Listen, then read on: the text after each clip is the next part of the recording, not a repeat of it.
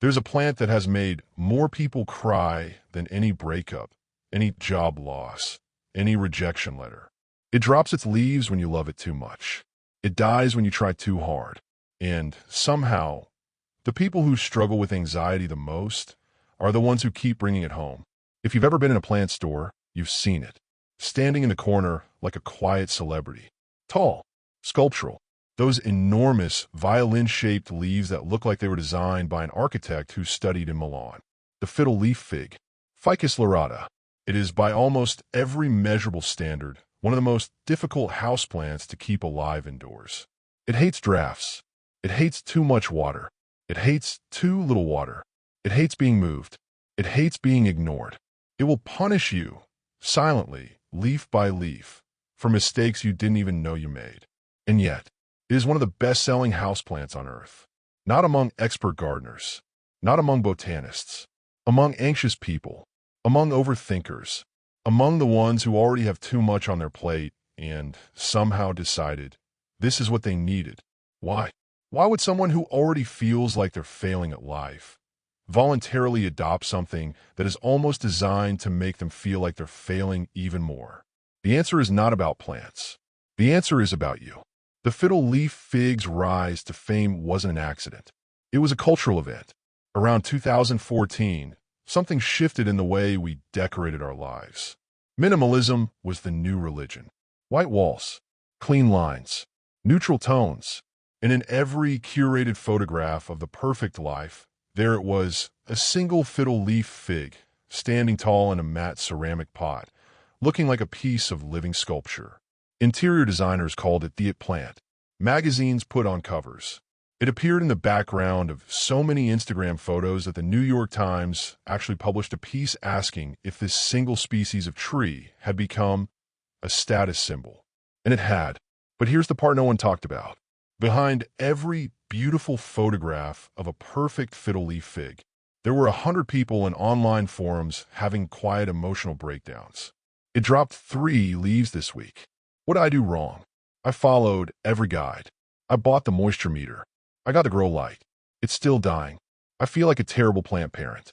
I can't even keep a tree alive. One post, I'll never forget, said simply, "I think my fiddle leaf fig is gaslighting me." And hundreds of people replied, same. This plant wasn't just difficult. It was emotionally difficult. It didn't just challenge your gardening skills. It challenged your sense of competence, your patience, your relationship with control. And that is where the psychology begins.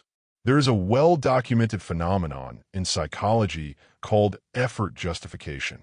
It comes from cognitive dissonance theory, first explored by Leon Festinger in the 1950s. The idea is simple but profound. The harder something is to achieve, the more we value it. Not because it's inherently more valuable, but because our brain cannot accept that we suffered for nothing. We need the struggle to mean something. Think about that in the context of a plant. You bring home a pot hose. It grows. No drama. You water it when you remember. It's fine. It's always fine. Do you love it? Sure. Casually. The way you love a dependable friend who never asks for anything. Now, you bring home a fiddle leaf figure, and it immediately starts testing you. A leaf yellows. You panic. You research for hours. You adjust the light, the humidity, the watering schedule. You buy a humidifier specifically for this plant. You talk to it. You apologize to it. And then, one morning, a new leaf unfurls. Small, bright green, almost neon, tender as a newborn's fingertip. And you feel something you haven't felt in weeks, maybe months. You feel like you did something right. This is not a coincidence. This is the exact emotional cycle that bonds anxious people to difficult things. Anxiety, at its core, is a disorder of control, or more accurately, a disorder of wanting control in a world that refuses to give it to you. Anxious people don't sit still well. They don't do well with ambiguity. They need to do something. They need a problem to solve, a system to optimize, a variable to adjust. Not because they enjoy stress, but because action is the only antidote they know for the feeling that everything is about to fall apart. And what is a fiddle leaf fig? It is a living problem to solve. It gives anxious people what they unconsciously crave, a controlled environment where their hypervigilance is actually useful, where checking, adjusting, monitoring, all the behaviors that exhaust them in their daily lives suddenly have purpose. The Fiddle Leaf Fig doesn't judge you for being too attentive. It requires you to be too attentive.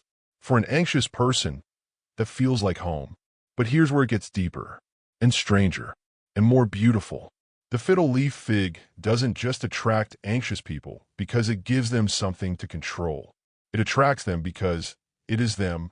Think about what this plant actually is. What it actually does. In its native habitat, the tropical rainforests of West Africa, the Fiddle Leaf Fig is a giant. It grows up to 50 feet tall. It's confident, expansive, unshakable.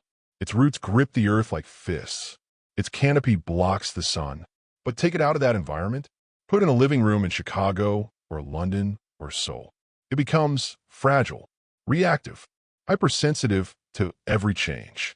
A draft from an open door, it panics. A slight shift in light, it protests. You move it 6 inches to the left, and it drops a leaf like a warning shot. Does that sound familiar?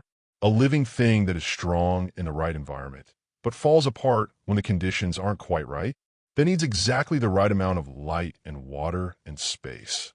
Not too much, not too little. That looks fine on the outside, but is quietly struggling in ways no one can see until a leaf drops. Anxious people don't just buy fiddle leaf figs. They recognize them. There is an unconscious identification that happens. A mirroring. The psychologist Carl Jung would have called it projection, the process by which we see parts of ourselves reflected in external objects. We're drawn to them not because we understand why, but because something deep and wordless inside us says, "That's me." And this is why losing a fiddle leaf fig hits different. When a cactus dies, you shrug. When a succulent dries out, you toss it. But when a fiddle leaf fig loses its last leaf, people grieve. They post about it. They describe the feeling as failure, as loss, as if something they were responsible for, something that depended on them, gave up. Because in their mind, they weren't just losing a plant. They were watching a version of themselves that couldn't survive, no matter how hard they tried. And that is an incredibly painful thing to witness, even in a pot on your windowsill. But what if we've been reading this relationship wrong? What if the fiddle leaf fig isn't punishing you? What if it's teaching you? Because here's what most people miss about this plant. The fiddle leaf fig doesn't want perfection. It wants consistency. It doesn't need the best light. It needs the same light. It doesn't need an exact watering schedule. It needs a predictable rhythm. It doesn't need you to be an expert. It needs you to be present. And isn't that exactly what anxiety needs too? In clinical psychology, one of the most effective treatments for anxiety is not about eliminating fear. It's about building routine, predictability, small, repeated actions that signal to your nervous system, you're safe. Nothing is changing too fast. You can handle this moment. Breath work, morning rituals, journaling, walks at the same time every day. The fiddle leaf fig asks for the same thing. Not perfection, just rhythm. Water me consistently. Give me a stable place to stand. Don't move me every time you rearrange the furniture. Don't overcorrect every time something looks slightly off. Just be here, regularly, calmly, without panic. And when you learn to do that, when you stop trying to fix the plant and start trying to be steady for the plant, something remarkable happens. It grows, not overnight, not dramatically, but slowly, quietly. A new leaf here, a stronger trunk there, a root system deepening beneath the soil where you can't even see it. And somewhere in that process, you realize you've changed too. You're not checking on it every hour anymore. You're not Googling symptoms at midnight. You've stopped interpreting every brown spot as catastrophe. You've learned to tolerate imperfection, to let something be slightly wrong without falling apart. You have, without realizing it, practiced the single hardest skill for any anxious person to learn, letting go of control while still showing up with care. We live in a world that sells us comfort, easy solutions, quick fixes, apps that promise calm in 5 minutes, products that guarantee happiness with one purchase. And there's nothing wrong with ease. But there's something important that only difficult things can give you. They give you evidence that you can endure. Every anxious person carries a secret fear, a fear beneath all the other fears. And it whispers, you can't handle it. Whatever is coming, you're not strong enough.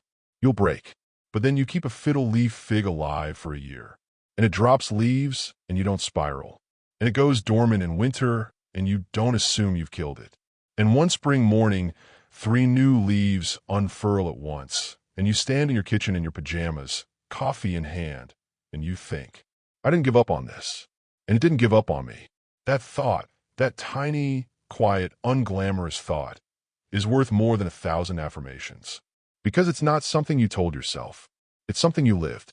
The fiddle leaf fig didn't fix your anxiety. Nothing fixes anxiety. But it gave you a living, breathing, leaf-dropping, occasionally infuriating proof of concept that you can care for something fragile without destroying it, that you can sit with uncertainty and survive, that the thing you were most afraid of, not being enough, was never actually true. You were always enough. You just needed something honest enough to show you. So if you have a fiddle leaf fig, and it's struggling, and you're struggling, I want you to hear this. You didn't choose that plant by accident. Something in you saw something in it. The beauty and the difficulty. The elegance and the fragility. The way it refuses to be easy but keeps showing up anyway. Keeps trying to grow even in the wrong light, even in the wrong climate, even in a ceramic pot in a city it was never designed to live in. That's not a flaw. That's courage. The bravest thing in the world is to keep growing in a place that wasn't built for you.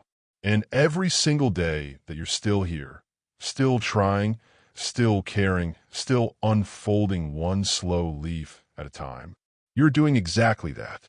If this felt like something you needed to hear today, you're not alone. This channel is a quiet place for people who think deeply, feel deeply, and find meaning in the living things around them. If you'd like to come back, the subscribe button is right there. And I'll be here, growing slowly, just like you.